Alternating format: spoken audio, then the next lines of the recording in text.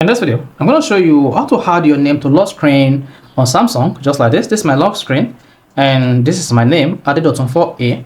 If I unlock my Samsung phone, you should see the name disappear like this.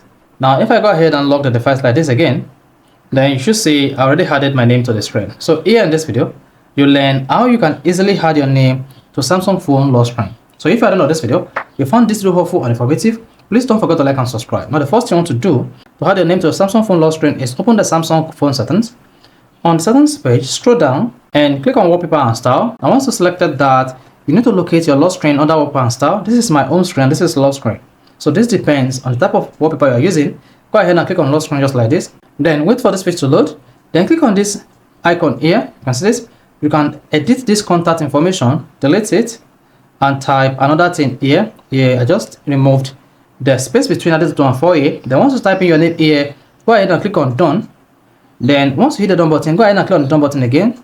Then you should see change apply to lock screen. Then let's go ahead and lock our Samsung device like this. Then you should see the new name written as Ade.2 4A and not Ade.2 and space 4A. So this is how you can easily add your name to your Samsung phone home screen. So if this is helpful and informative, please don't forget to like and subscribe.